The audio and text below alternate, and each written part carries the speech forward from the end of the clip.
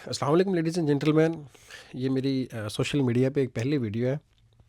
सो इसके बनाने का मकसद ये है कि हमारे पाकिस्तान में आजकल इंतहाई बदतरीन हालात हुए पड़े हैं, समझ नहीं आ रही। पॉलिटिक्स है वो किसी और तरफ जा रही है, ब्यूरोक्रेसी है वो किसी और तरफ जा रही है, डेमोक्रेसी है वो किसी और तरफ जा रही है। आई थिंक मुझे ये लगता है कि पाकिस्तान में रहने के लिए आपके पास, अगर आपका ताल्लुक़ 3 ख़ानदान से है ना, फॉर एग्ज़ाम्पल अगर आप ब्यूरोक्रेसी से ताल्लुक़ रखते हैं, या आप डेमोक्रेसी से बिलोंग रखते हैं, या आप पॉलिटिक्स से बिलोंग रखते हैं, तो I think that's opportunity for you कि आप वहाँ रहने के काबिल हैं।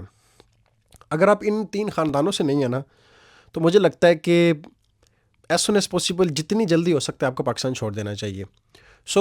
मेरी आज की पहली वीडियो सोशल मीडिया पे आई थिंक। मैं कभी सोशल मीडिया पे पहले इतना एक्टिव नहीं हुआ। अब गाहे बगाहे डेली के आई थिंक 1-2 वीडियोज़ आती रहेंगी, जो सिर्फ़ और सिर्फ ना एक जेन ज़ी के लिए होगी। आई थिंक मुझे ज़रूरत नहीं है कि जो मैं बहुत से पहले जो बेबी बूमर्स हैं या साइलेंट बूमर्स हैं उनको मैं इन्फ्लुएंस करता रहूं।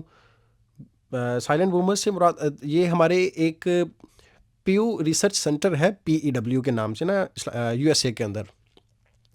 उन्होंने ह्यूमन को ना एक कैटेगराइज किया है। तो सबसे पहले उन्होंने आई थिंक साइलेंट बूमर्स, फिर बेबी बूमर्स, फिर जेन एक्स, फिर मिलियनल्स, फिर जेन जी, फिर अल्फ़ा। तो साइलेंट बूमर्स मतलब जो 1928 से लेके 1945 तक है, उन्होंने उनको साइलेंट बूमर्स का नाम दिया है ना। तो फिर उसके बाद जो सेकंड पे आते हैं जो बेबी बूमर्स हैं, बेबी बूमर से मुराद 1946 से लेके 1964 तक जो इस एज पीरियड के अंदर हैं, वो साइलेंट बूमर्स उनको कहते हैं। फिर जेन एक्स आ जाती है। जेन एक्स से मुराद 1965 से लेके समथिंग 1980 तक वो जेन एक्स है, मतलब पिछली जनरेशन है यहाँ तक। तो इससे इससे आगे जो है ना वो मिलियनल्स हैं।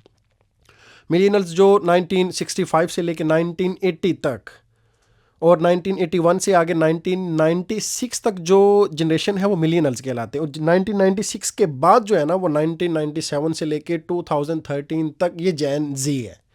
इस एज के पीरियड को कहते हैं जेन जी। और 2013 के बाद जो पैदा हो रहे हैं वो तो एक अल्ट्रा प्रो मैक्स है ना, वो तो एज, वो तो उसको जेन अल्फ़ा। अब आई डोंट नो कि जो हमारे 2026 के बाद जो पैदा हो रहे हैं वो बीटा कैसी आएगी। कहने का मकसद ये है कि मुझे ये लग रहा है कि जो जेन जी है ना, उसको जितनी जल्दी हो सके पाकिस्तान छोड़ देना चाहिए। छोड़ने की वजह यह है कि यार मुझे नहीं लगता कि पाकिस्तान के अंदर कोई फ्यूचर है। अगर तो आपका ताल्लुक किसी ब्यूरोक्रेसी, किसी डेमोक्रेसी या किसी पॉलिटिक्स के अंदर है, मतलब आपका अब्बा MPA है, या आपका अब्बा MNA है, या कोई मिनिस्टर्स हैं, या आपका ताल्लुक स्पेशली नून लीग के साथ है, तो I think that's the best opportunity for in living in the Pakistan, you can live there. लेकिन अदरवाइज इसके अलावा कुछ नहीं है। वजह क्या है? मैं आपको एक वजह बताता हूँ। सबसे बड़ी वजह यह है कि हमारे जो पॉलिटिक्स का जो अंदाज़ है ना, वो पुराने लोगों का, अब आपको कैटेगराइजेशन मैंने आपको करके बताई, मैं मेंशन भी कर दूंगा, ये सारा एक स्क्रीनशॉट लगा दूंगा, आप पढ़ भी सकते हैं इसको। मतलब जेन जी के हाथ में है कुछ नहीं। हालांकि किसी भी कंट्री, UK देख लें, USA देख लें, कनाडा देख लें, ऑस्ट्रेलिया देख लें, पूरा यूरोप देख लें, तो ये टॉप की कंट्रीज़ हैं।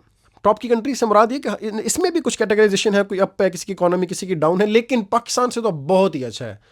तो मतलब ये पुश करते हैं जेन जी को ये आगे लेके आते हैं। लेकिन हमारी कंट्री में, मैं पिछले दिनों में एक पोस्ट पढ़ रहा था, वो कह रहे थे कि 2025 के मतलब 25 साल तक जो है ना उनको वोट दिया, वो वोट देने के अहल होंगे। मुझे लग रहा है कि बाद में पता नहीं कुछ और भी कैटेगराइजेशन लगा देंगे, कुछ और भी कंडीशंस मेंशन करेंगे कि सिर्फ वही वोट दे सकते हैं जो सिर्फ नून लीग को वोट देगा, या जो सिर्फ, और जो जरदारी साहब की पार्टी है सिर्फ उनको वोट देगा, या कुछ और पार्टी है उनको वोट दिया जाएगा तो हम वोट लेंगे, अदरवाइज हम वोट कास्ट करने नहीं देंगे। खैर, मेरी रिक्वेस्ट है सिर्फ जेन जी के साथ, आपके पास डिग्री है, आपने इंटरमीडिएट किया, A लेवल किया हुआ है, या इसके बाद आपने डिग्री बैचलर्स की हुई है, that's a perfect time for you live the country.